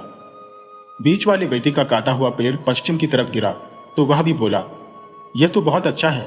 मुझे मालूम है कि पश्चिम में भी एक बहुत प्यारी सी देहाती लड़की रहती है। मैं उसके घर जाऊंगा, उसको अपने साथ शादी के लिए पटाऊंगा और फिर उससे शादी कर लूंगा। जब तीसरे सबसे छोटे बेटे ने अपना पेड़ काटा तो वह उत्तर की तरफ गिरा। यह देखकर उसके दोनों बड़े भाई हंस दिए, क्योंकि वे जानते थे कि उत्तर की तरफ तो केवल जंगल और बर्फ थी, उधर की तरफ कोई लड़की कहाँ होगी। वे बोले, तुझको तो किसी रेंडियर या भेड़िए से शादी करनी पड़ेगी, क्योंकि उत्तर में तो कोई लड़की ही नहीं है। फिर भी सबसे छोटा बेटा, जिसका नाम माइकल था, अपने पिता की इच्छा के अनुसार अपनी पत्नी ढूंढने के लिए उत्तर की तरफ चल दिया। दोनों बड़े भाइयों ने अपने पिता का खेत छोड़ा और उस लड़की के पिता के लिए कुछ भेंटें ली जिससे वे शादी करना चाहते थे, और कुछ भेंट अपनी होने वाली पत्नियों के लिए ली ताकि वे उनको खुश कर सकें, और अपनी अपनी दिशाओं में चल दिए। माइकल भी जंगल में होता हुआ उत्तर की तरफ चल दिया। हालांकि वह जानता था कि उसको तो उधर कोई लड़की मिलने वाली थी नहीं जो उसकी पत्नी बन सके। फिर भी वह उस जंगल में बहुत दूर तक चलता ही चला गया। आगे जाकर वह एक झोपड़ी के पास आ पहुंचा। उस झोपड़ी को देखकर उसका दिल तेजी से धड़कने लगा। उसको लगा कि शायद वह उत्तर में अपनी पत्नी पा सके। उसने झोपड़ी का दरवाजा खटखटाया तो दरवाजा खुला। वह उसके अंदर घुसा तो उसने देखा कि झोपड़ी तो खाली थी। वहां तो बस एक छोटी सी चूहिया एक मेज पर बैठी थी। माइकल अपने आप से बोला, अरे यहां तो कोई नहीं है। उस छोटी चूहिया ने कहा, मैं यहां हूं माइकल। वह वहां मेज पर बैठी अपने छोटे पंजों से अपनी मूछें संवार रही थी। पर तुम तो एक छोटी सी चूहिया हो। मुझे तो आशा थी कि मुझे यहां एक सुंदर सी लड़की मिलेगी जिसको मैं अपनी पत्नी बनाऊंगा। तब उसने उसको अपनी और अपने भाइयों की शादी के बारे में अपने पिता की इच्छा बताई। फिर वह बोला, मुझे मालूम है कि वे लोग तो शादी कर ही लेंगे, पर मैं भी यह नहीं चाहता कि मेरे पिता मेरी तरफ से नाउम्मीद हो कि मैं अपनी पत्नी नहीं ढूंढ सका। छोटी चूहिया बोली, तुम मुझसे अपनी पत्नी बनने के लिए क्यों नहीं कहते? यहाँ उत्तर में तो कोई लड़की रहती नहीं, पर मैं तुम्हें प्यार करूंगी और तुम्हारे लिए वफादार भी रहूंगी। माइकल ने उस छोटी चूहिया को अपने हाथों में उठाया तो उसने माइकल के लिए अपनी मीठी आवाज में गाना शुरू कर दिया। माइकल उसको और पास से देखने के लिए अपने चेहरे तक लेकर आया तो वह चूहिया उसकी उंगलियों पर चढ़ गई और अपनी छोटी सी नाक से उसके गाल सहलाने लगी। माइकल उस छोटी सी चूहिया को पसंद किए बिना नहीं रह सका। इसके अलावा वह अपने पिता को नाउम्मीद भी करना नहीं चाहता था। वह बोला, ठीक है ओ छोटी चूहिया, मैं अपने पिता से जाकर कह दूंगा कि मुझे अपनी पत्नी मिल गई। यह सुनकर चूहिया बोली, पर तुम्हारे लिए एक चूहिया से शादी करना बहुत मुश्किल होगा। ऐसा करते हैं कि मैं यहीं ठहरती हूं, तब तक तुम अपने पिता को इस खबर के लिए तैयार करके आओ। माइकल की समझ में आ गया कि वह चूहिया ठीक कह रही थी। सुबह चूहिया को वहीं छोड़कर अकेला ही घर वापस लौट गया। सबसे बड़े भाई ने कहा, मेरी वाली की तो बहुत सुंदर आंखें हैं। बीच वाले भाई ने कहा, और मेरी वाली के तो बाल और मुस्कान दोनों ही बहुत सुंदर है। तुमको शादी करने के लिए कोई लोमड़ी या भेड़िया मिला क्या? माइकल ने उनसे इतनी जोर से कहा ताकि उसके पिता भी सुन ले। तुम लोग मेरी चिंता मत करो, मुझे तो एक बहुत ही प्यारी और नाजुक सी चीज मिल गई है, और वह मखमल के कपड़े पहनती है। मखमल के कपड़े? कहकर उसके दोनों बड़े भाई जोर से हंस पड़े। तुमने तो लगता है कि उस उत्तरी जंगल और बर्फ में कोई राजकुमारी ढूंढ ली है। माइकल बोला, हाँ मखमल के कपड़े, बिल्कुल राजकुमारियों की तरह से। और जब वह मेरे लिए गाती है तो उसकी मीठी आवाज तो मुझे बहुत ही अच्छी लगती है। यह सुनकर उसके दोनों बड़े भाई उससे जलने लगे कि उनके छोटे भाई को तो उत्तर में भी इतनी अच्छी लड़की मिल गई, पर इसमें वे क्या कर सकते थे।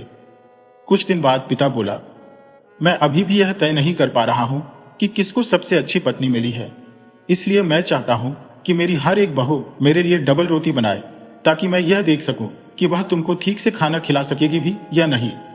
सुनते ही दोनों बड़े भाई अपने छोटे भाई माइकल से बोले, मुझे मालूम है कि मेरी वाली सबसे अच्छी डबल रोटी बनाएगी, पर माइकल तुम्हारी राजकुमारी? माइकल बोला, यह तो मुझे उससे पूछना पड़ेगा। पर असल में तो वह चिंता कर रहा था कि उसकी चूहिया डबल रोटी बनाएगी भी कैसे। फिर भी वे तीनों भाई एक साथ घर से निकल पड़े अपनी अपनी होने वाली पत्नियों से डबल रोटी बनवाने के लिए। छोटी चूहिया ने जब माइकल को वापस आते देखा तो वह तो गाने नाचने लगी, और जब उसने आकर उसे यह बताया कि उसको डबल रोटी बनानी है तो वह हंसती। माइकल बोला, मैं तो तुमसे यह कहते हुए डर रहा था कि तुम डबल रोटी बना दो। वह फिर हंसी और एक छोटी सी घंटी बजाकर बोली, तुमको तुम्हारी डबल रोटी जरूर मिलेगी माइकल, बस जरा सा इंतजार करो। माइकल ने देखा कि छोटी चूहिया की घंटी बजाते ही दरवाजे से सैकड़ों की तादाद में चूहे चले आ रहे हैं। छोटी चूहिया ने उनसे कहा, तुम सब जाओ और गेहूं के सबसे बढ़िया वाले दाने लेकर आओ। वे सब चूहे तुरंत ही वहां से भाग गए और कुछ ही देर में गेहूं के सबसे बढ़िया वाले दाने लेकर वहां आ गए। छोटी चूहिया ने उन गेहूं के दानों से डबल रोटी बनानी शुरू कर दी। माइकल बड़े आश्चर्य से उस छोटी चूहिया को उन गेहूं के दानों से डबल रोटी बनाते देखता रहा। अगले दिन तीनों भाई अपनी अपनी डबल रोटियां लेकर अपने पिता के पास पहुंचे। सबसे बड़ा भाई राई की बनी डबल रोटी लेकर आया था। बीच वाला भाई जौ की बनी डबल रोटी लेकर आया था। पिता ने उन दोनों की डबल रोटियां चखी और कहा कि उनकी होने वाली पत्नियों ने बहुत अच्छी डबल रोटियां बनाई है। देहाती लड़कियों को जैसी डबल रोटी बनानी चाहिए उन्होंने वैसी ही डबल रोटियां बनाई है। वह संतुष्ट था कि शादी के बाद उसकी दोनों बहुएं उसके बेटों को ठीक से खाना खिलाती रहेंगी। तब माइकल ने अपनी सफेद डबल रोटी अपने पिता को दी। पिता ने उसको भी देखा और चखा तो बोला, अरे ये तो बहुत सुंदर सफेद डबल रोटी है, जरूर किसी अच्छे और महंगे अनाज की होगी। लगता है कि तुम्हारी होने वाली पत्नी बहुत अमीर है। माइकल बोला, उसने तो बस घंटी बजाई और उसके नौकर उसके लिए डबल रोटी बनाने का आटा लेकर आ गए और उसने फिर डबल रोटी बना दी। दोनों बड़े भाई बहुत खुश हुए जब उनके पिता ने कहा, अब हम एक और इम्तिहान लेंगे। तुम सबकी होने वाली पत्नियों को एक काम और करना पड़ेगा। मैं देखना चाहता हूं कि वे सिलाई भी कर सकती हैं या नहीं। तुम लोग उनके हाथ के बुने हुए कपड़े का नमूना लेकर आओ। ये सुनकर दोनों बड़े भाई तो खुश थे क्योंकि वे जानते थे कि उनकी होने वाली पत्नियां कपड़ा बुनना जानती थी, पर वे यह तो सोच भी नहीं सकते थे कि कोई राजकुमारी भी कपड़ा बुन सकती है तो उनके छोटे भाई का क्या होगा। माइकल भी चिंतित था। वह भी यही सोचता था कि कोई चूहिया भी कपड़ा बुन सकती है क्या। फिर भी वह सोचकर मुस्कुराया कि अगर वह चूहिया कपड़ा न भी बुन सकेगी तो भी कम से कम वह उस बोलने वाली चूहिया से फिर से मिल तो सकेगा। जब माइकल चूहिया के पास पहुंचा तो चूहिया उसको देखकर फिर बहुत खुश हो गई। वह तुरंत ही माइकल के खुले हाथों पर चढ़ गई और वहां नाचने लगी। माइकल बोला, मैं तुमको देखकर बहुत खुश हूं चूहिया रानी, लेकिन क्या माइकल, क्या तुम्हारे पिता को कुछ और चाहिए? वह तुम्हारे हाथ के बुने हुए कपड़े का नमूना देखना चाहते हैं। क्या तुम कपड़ा बुन सकती हो? मैंने तो कभी सुना नहीं कि कोई चूहिया भी कपड़ा बुन सकती है। यह सुनकर चूहिया फिर हंसी और एक बार फिर उसने अपनी छोटी घंटी बजाई और एक बार फिर उसी दरवाजे से सैकड़ों की तादाद में चूहे वहां आ गए। वे अपनी राजकुमारी के हुक्म के लिए उसकी तरफ देखने लगे। चूहिया ने उनसे कहा, जाओ और सबसे बढ़िया अलसी की रुई लेकर आओ। जब वे अलसी की रुई ले आए तो उस चूहिया ने उस रुई का बहुत ही बढ़िया धागा काटना शुरू किया। धागा काटने के बाद उसने उसका एक बहुत ही बढ़िया रुमाल बुना। वह इतना बढ़िया और बारीक बुना हुआ था कि उसने उसको बुनने के बाद गिरी के एक खोल में रख दिया। फिर वह माइकल से बोली, लो, इस गिरी के खोल को तुम अपने पिता के पास ले जाओ। इससे उनको पता चल जाएगा कि मैं कपड़ा भी बुन सकती हूं या नहीं। जब तीनों भाई अपने पिता के पास पहुंचे तो दोनों बड़े भाई मुस्कुराए। उनको ऐसा लग रहा था कि जैसे उनके सबसे छोटे भाई के पास कोई बुना हुआ कपड़ा था ही नहीं। इसका मतलब यह था कि उसकी होने वाली पत्नी उनके पिता को खुश नहीं कर पाएगी। जबकि माइकल ने गिरी का वह खोल जिसमें उसका बुना हुआ कपड़ा रखा था अपनी जेब में रखा हुआ था। पिता ने दोनों बड़ी बेटों के लाए हुए कपड़े देखे। उसने कहा, तुम लोगों की होने वाली पत्नियां तुम्हारे लिए अच्छा कपड़ा बनाएंगी और तुमको ठीक से कपड़े पहनाएंगी और गर्म रखेंगी। उनका काम सादा है पर समय के साथ साथ सुधरता जाएगा। फिर उसने माइकल से पूछा, बेटे, तुम्हारी होने वाली पत्नी के हाथ का बुना कपड़ा कहाँ है? क्या तुम्हारी होने वाली पत्नी भी तुम्हारे लिए कोई कपड़ा बुन सकी? माइकल ने अपनी जेब से गिरी का एक खोल निकाला और अपने पिता को दे दिया। उसके भाई तो उसको देखते ही हंस पड़े। तो तुम्हारी राजकुमारी ने हमारे पिता को कपड़े की बजाय गिरी का एक खोल भेजा है। तब उनके पिता ने गिरी के उस खोल को खोला तो देखा कि उसके अंदर तो तह किया हुआ एक बहुत बढ़िया कपड़ा रखा था। उसने उसकी तह खोली तो देखा कि वह तो दुनिया का सबसे अच्छा कपड़ा था। उसने तो इतना अच्छा कपड़ा पहले कभी देखा ही नहीं था। उसको देखकर तो उसके बड़े भाइयों की हंसी रुक गई। पिता को भी उस कपड़े को देखकर बहुत आश्चर्य हुआ। वह भी बोला, यह तो बहुत सुंदर काम है। तुम्हारी होने वाली पत्नी इतना सुंदर और बढ़िया कपड़ा कैसे बुन पाई? माइकल बोला, उसने अपनी छोटी सी घंटी बजाई और उसके नौकर उसके लिए अलसी की रुई ले आए। तब उसने उसका धागा बनाया और फिर यह रुमाल बुन दिया। पिता बोला, यह सब तो बहुत अच्छा था। अब मैं तुम लोगों की होने वाली पत्नियों से मिलना चाहूंगा, ताकि फिर तुम लोगों की शादी की जा सके। सो तुम उनको यहां लेकर आओ। यह सुनकर माइकल ने सोचा कि अगर मैं अपनी होने वाली पत्नी को यहां लेकर आऊंगा तो मेरे बड़े भाई जब यह देखेंगे कि इसकी होने वाली पत्नी तो एक चूहिया है, मुझ पर हंसेंगे और मेरे पिता भी मेरी उससे शादी करने पर राजी नहीं होंगे। पर मैं उस सब की चिंता नहीं करता। उसने मेरे लिए डबल रोटी बनाई, उसने मेरे लिए कपड़ा बुना, वह गाती है, वह नाचती है, वह बहुत दयालु भी है। मैं तो बस उसी की परवाह करता हूं, चाहे वह एक चूहिया ही सही। यही सोचकर वह फिर से चूहिया के घर की तरफ चल दिया, ताकि वह उसको साथ लेकर अपने पिता से मिलवाने के लिए उनके पास आ सके। वह फिर से उसी झोंपड़ी में जा पहुंचा। उसको देखते ही चूहिया फिर से उसके हाथों में छड़ गई। माइकल ने उससे कहा कि उसके पिता उससे मिलना चाहते हैं। छोटी चूहिया तो यह सुनकर खुशी से पागल सी हो गई। उसने अपनी वह छोटी सी घंटी एक बार फिर बजाई तो पहले की तरह से फिर से वहां सैकड़ों चूहे दरवाजे से अंदर आ गए। उसने उनसे कहा कि वे उसकी गाड़ी तैयार करें। जल्दी ही गिरी का एक खोल वहां आ गया। उस गिरी के खोल को दो चूहे खींच रहे थे। एक चूहा उस गाड़ी के कोचवान की जगह बैठ गया। दूसरा चूहा एक नौकर की तरह उस गाड़ी के पीछे एक बक्से पर बैठ गया। उस नौकर चूहे ने छोटी चूहिया को गाड़ी में बिठाया और गाड़ी वहां से चल दी। माइकल भी मुस्कुराता हुआ अपनी होने वाली पत्नी की गाड़ी के साथ साथ अपने पिता के घर चल दिया।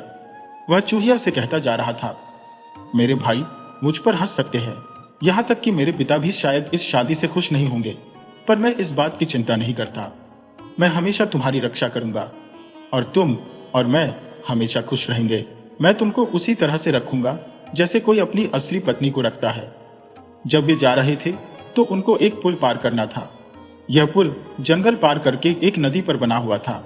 जब माइकल यह सब कह रहा था तभी वे उस पुल पर पहुंचे तो वहां हवा इतने जोर से चल रही थी कि गिरी के खोल की वह गाड़ी, उस गाड़ी का कोचवान, उसके दोनों काले चूहे जो उस चूहिया की गाड़ी खींच रहे थे, चूहिया राजकुमारी और उसके दोनों नौकर सब उस हवा में उड़ गए और नदी में डूब गए। और माइकल उनको गिरने से रोक भी न सका। उसकी आंखों में आंसू आ गए। उसके मुंह से निकला, ओह छोटी चूहिया, मुझे तुम्हारी इस तरह पानी में गिरने का बहुत अफसोस है। तुम मेरे ऊपर कितनी मेहरबान थी। मुझे तुम्हारे साथ बात करना और तुम्हारा गाना बहुत याद आएगा। और अब जब तुम चली गई हो मुझे तब पता चल रहा है कि मैं तो तुमको अपनी असली पत्नी की तरह से ही चाहता था। जब वह ऐसा बोल रहा था तभी उसने देखा कि एक बहुत बड़ी सुनहरी गाड़ी जिसको दो बहुत सुंदर घोड़े खींच रहे थे नदी के किनारे किनारे आ रही थी। एक लंबा सा नौकर उस गाड़ी के पीछे खड़ा हुआ था। एक बहुत सुंदर लड़की उस गाड़ी में बैठी हुई थी। इतनी सुंदर लड़की तो माइकल ने पहले कभी देखी नहीं थी। वह खुद बर्फ जैसी सफेद थी। उसके होठ बेरीज जैसे लाल थे। उसने सफेद मखमल के कपड़े पहने हुए थे और अपने सुनहरे बालों में बहुत सारे जवाहरात पहने हुए थे। उसने माइकल को पुकार कर कहा, क्या तुम मेरे साथ मेरी गाड़ी में बैठना पसंद नहीं करोगे माइकल? मैं अपने होने वाले पति के पिता से मिलने जा रही हूं। माइकल कुछ दुखी आवाज में बोला, नहीं, मैं नहीं बैठ सकता। मेरी अपनी होने वाली पत्नी तो यहां नदी में डूब गई है। उस सुंदर लड़की ने कहा, तुमने मुझे नहीं खोया है माइकल। मैं ही तुम्हारी वह छोटी चूहिया हूं। मैंने ही तुम्हारे पिता के लिए डबल रोटी बनाई थी। मैंने ही तुम्हारे पिता के लिए कपड़ा बुना था। मैं अब तक एक जादू के जोर में थी जिसने मुझे एक चूहिया बना दिया था। जब तुमने कहा कि तुम मुझे प्यार करते हो, बस तभी मेरा वह जादू टूट गया और मैं फिर से आदमी बन गई। चलो अब हम तुम्हारे पिता के पास चलते हैं ताकि वह हमारी शादी की इजाजत दे दें। फिर वे माइकल के पिता के घर पहुंचे। वहां जाकर वह उन लड़कियों से मिला जो उसके भाइयों से शादी करने वाली थी। पिता ने सबको अपना आशीर्वाद दिया और अपने सब बेटों की शादी उनकी लाई हुई लड़कियों से शादी कर दी।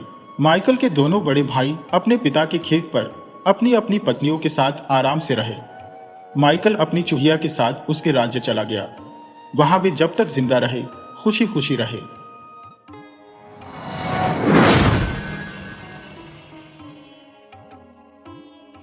वह कौन सा मनुष्य है जिसने महाप्रतापी राजा भोज महाराज का नाम न सुना हो। उसकी महिमा और कीर्ति तो सारे जगत में व्याप रही है और बड़े बड़े महिपाल उसका नाम सुनते ही कांप उठते थे और बड़ी बड़ी भूपति उसके पांव पर अपना सिर नवाते।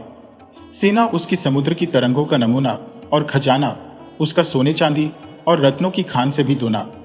उसके दान ने राजा कर्ण को लोगों की जी से बुलाया और उसके न्याय ने विक्रम को भी लजाया। कोई उसके राजभर में भूखा न सोता और न कोढ़ उघाड़ा रहने पाता। जो सत्तू मानने आता उसे मोतीचूर मिलता और जो गजी चाहता उसे मलमल दिया जाता। पैसे की जगह लोगों को अशर्फिया बांटता और मेह की तरह भिखारियों पर मोती बरसाता। एक एक श्लोक के लिए ब्राह्मणों को लाख लाख रुपया उठा देता और एक एक दिन में लाख लाख गोदान करता।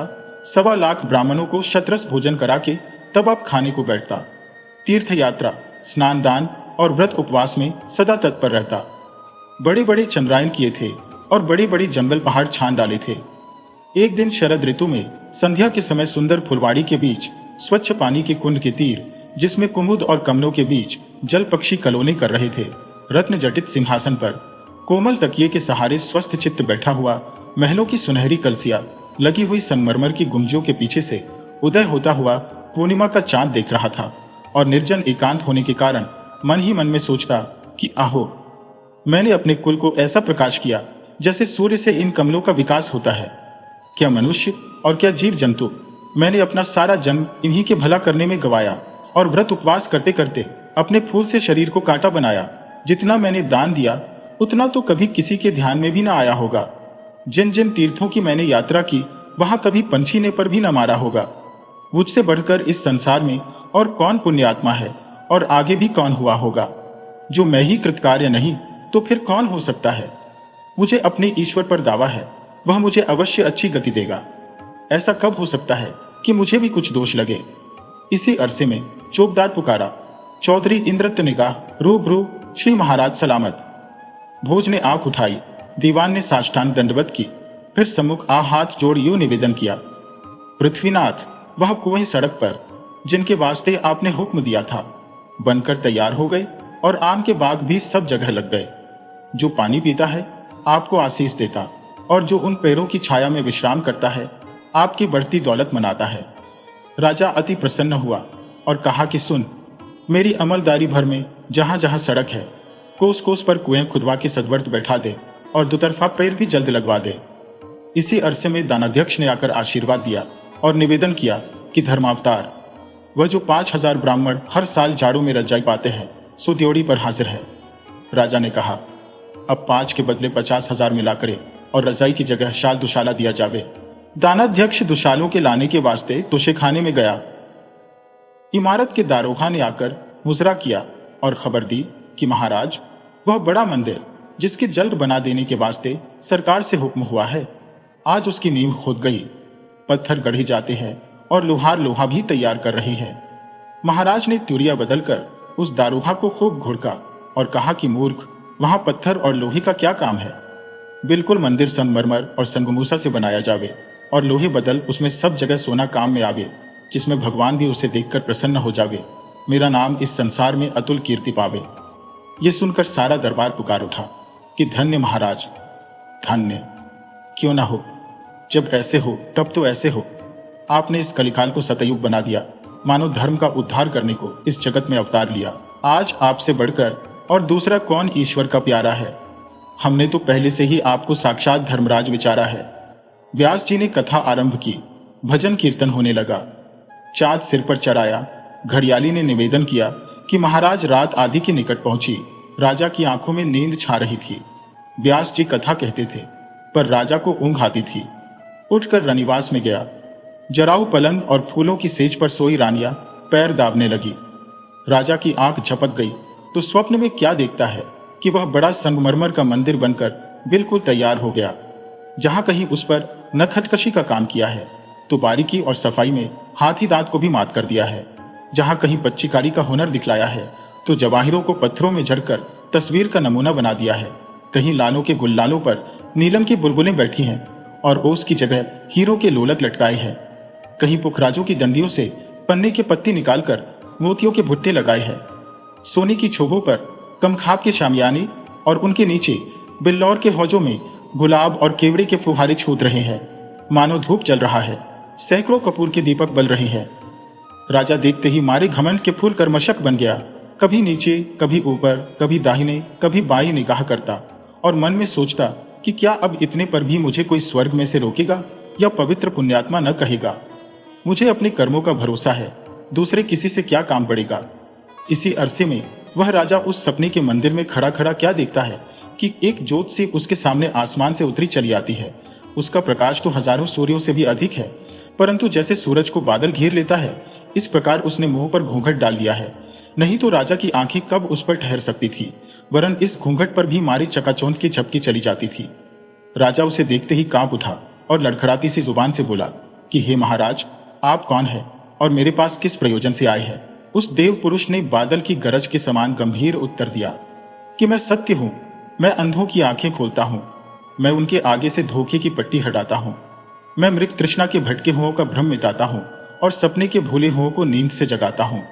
हे भोज, यदि कुछ हिम्मत रखता है तो आ, हमारे साथ आ और हमारे तेज के प्रभास से मनुष्यों के मन के मंदिरों का भेद ले। इस समय हम तेरे ही मन को जांच रहे हैं। राजा की जी पर एक अजब दहशत सी छा गई। नीची निगाहें करके गर्दन खुजाने लगा। सत्य बोला, भोज, तू डरता है, तुझे अपने मन का हाल जानने में भी भय लगता है।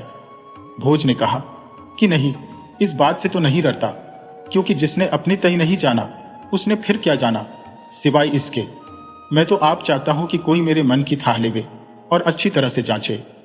मारी व्रत और उपवासों के मैंने अपना फूल सा शरीर कूता बनाया। ब्राह्मणों को दान दक्षिणा देते देते सारा खजाना खाली कर डाला। कोई तीर्थ बाकी न रखा, कोई नदी या तालाब नहाने से न छोड़ा। ऐसा कोई आदमी नहीं है जिसकी निगाह में मैं पवित्र पुण्यात्मा न ठहरूं।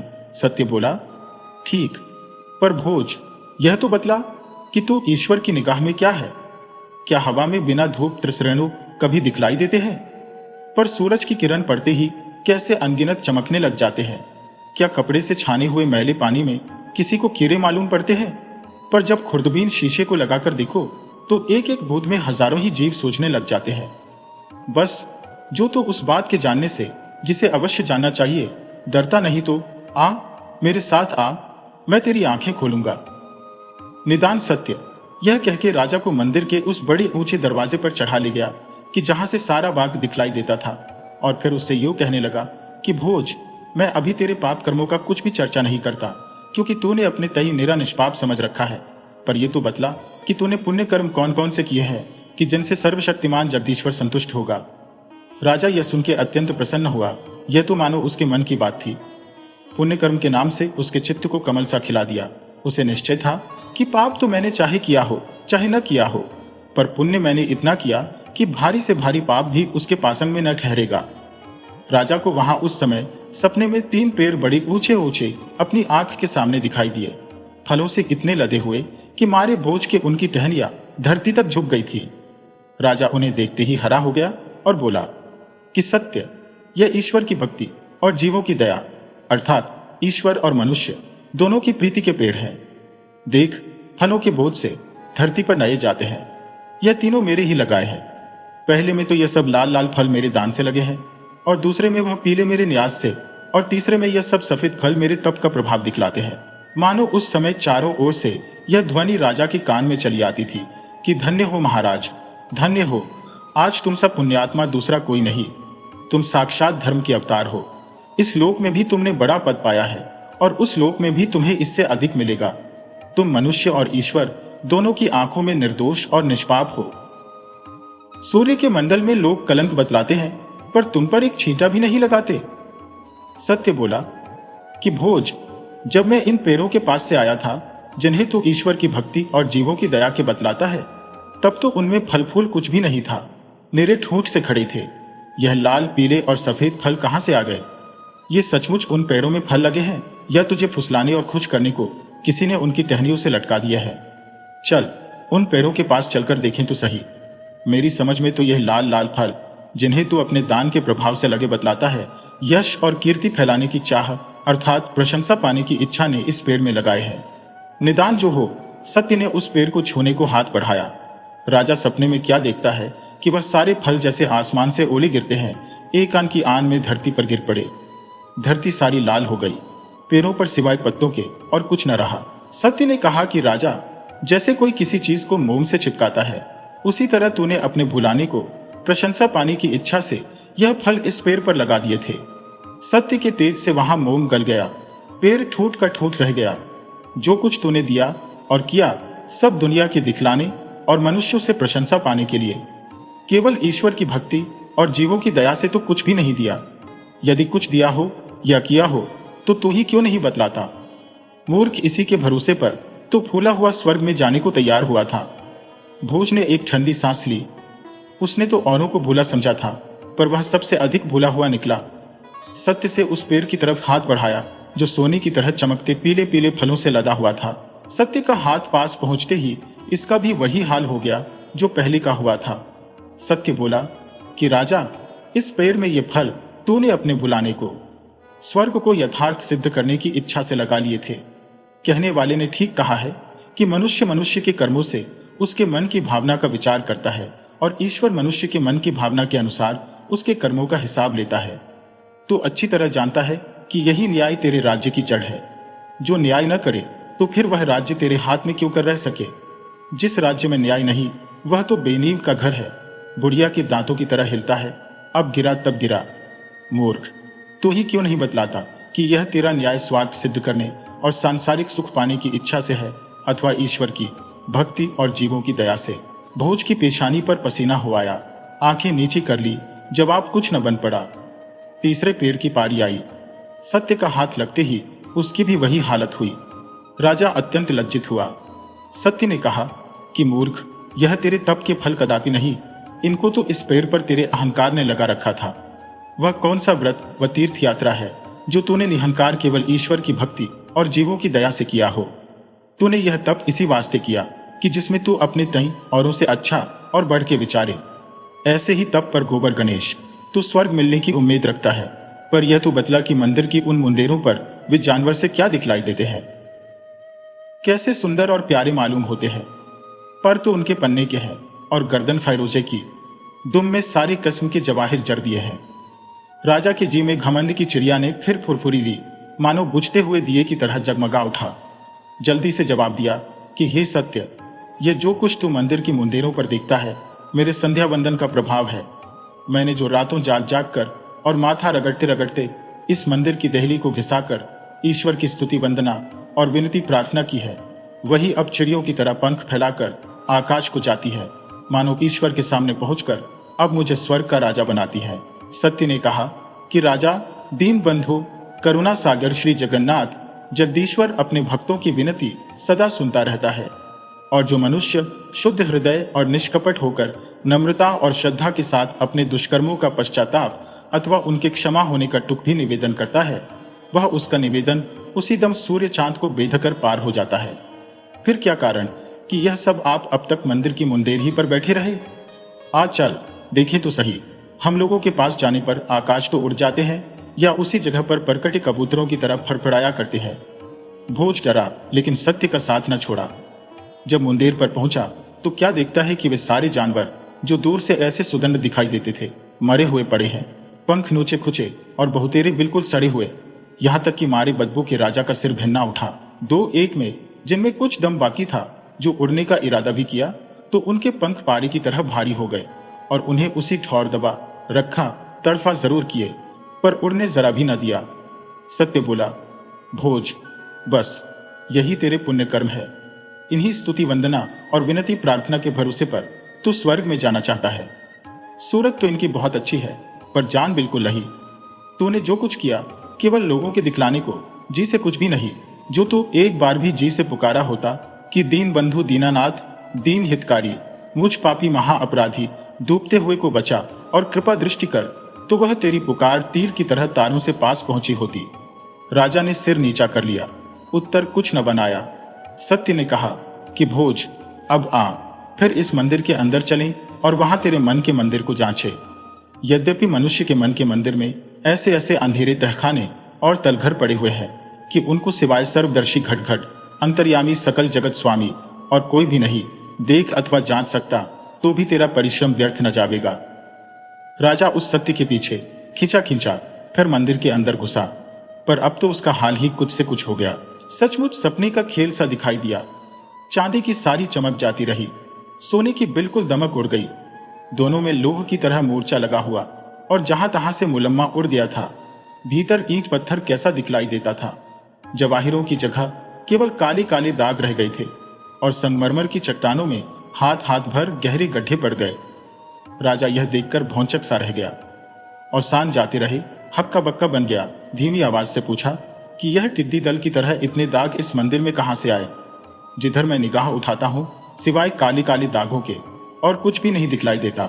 ऐसा तो छिपी छीट भी नहीं छापेगा, और न शीतला बिगड़ा किसी का चेहरा देख पड़ेगा। सत्य बोला कि राजा, ये दागा जो तुझे मंदिर में दिखलाई देते हैं, वे दुर्वचन है जो दिन रात तेरे मुख से निकला किए हैं। याद तो कर, तूने क्रोध में आकर कैसी कड़ी कड़ी बातें लोगों को सुनाई है। क्या खेल में और क्या आना, अथवा दूसरे का चित्त प्रसन्न करने को, क्या रुपया बचाने अथवा अधिक लाभ पाने को, और दूसरे का देश अपने हाथ में लाने अथवा किसी बराबर वाले से अपना मतलब निकालने और दुश्मनों को नीचा दिखलाने को कितना झूठ बोला है। अपने ऐब छिपाने और दूसरों की आंखों में अच्छा मालूम होने अथवा झूठी तारीफ पाने के लिए कैसी कैसी शेखियां हाकी हैं। अपने को औरों से अच्छा, औरों को अपने से बुरा दिखलाने को कहां तक बातें बना रही है। तो अब कुछ भी याद नहीं रहा, बिल्कुल एक बार की भूल गया, पर वह तेरे मुंह से निकलते ही बही में दर्ज हुआ। तो इन दागों को गिनने में असमर्थ है, पर उस घट घट निवासी अनंत अविनाशी को एक एक बात जो तेरे मुंह से निकली है याद है और याद रहेंगी। उसके निकट भूत और भविष्य दोनों वर्तमान सा है। भोज ने सिर न उठाया, पर उस दबी जबान से इतना मुंह से और निकाला कि दाग पर ये हाथ हाथ भर गाढ़े क्यों कर पड़ गए। सोने चांदी में मोर्चा लगकर ये ईंट पत्थर कहां से दिखलाई देने लगे। सत्य ने कहा कि राजा, क्या तूने कभी किसी को कोई लगती हुई बात नहीं कही अथवा भोली ठोली नहीं मारी? अरे नादान, ये भोली ठोली तो गोली से अधिक काम कर जाती है। तू तो इन गढ़ों ही को देखकर रोता है, पर तेरे ताने तो बहुतों की छातियों से पार हो गए। जब अहंकार का मोर्चा लगा तो फिर यह दिखलावे का मुलम्मा कब तक ठहर सकता है।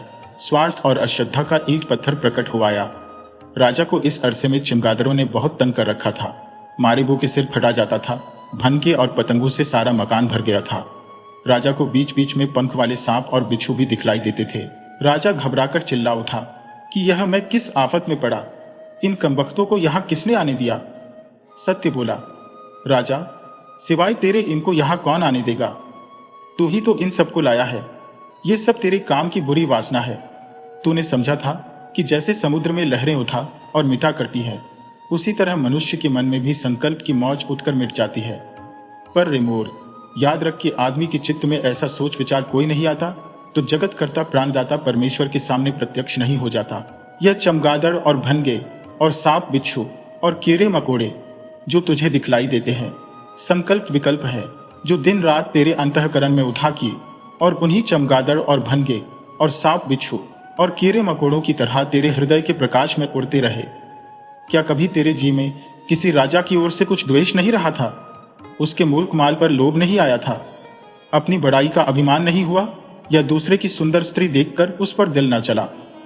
राजा ने एक बड़ी लंबी ठंडी सांस ली और अत्यंत निराश होके वह बात कही कि इस संसार में ऐसा कोई मनुष्य नहीं है जो कह सके कि मेरा हृदय शुद्ध और मन में कुछ भी पाप नहीं। इस संसार में निष्पाप रहना बड़ा कठिन है। जो पुण्य करना चाहते हैं उनमें भी पाप निकल आता है।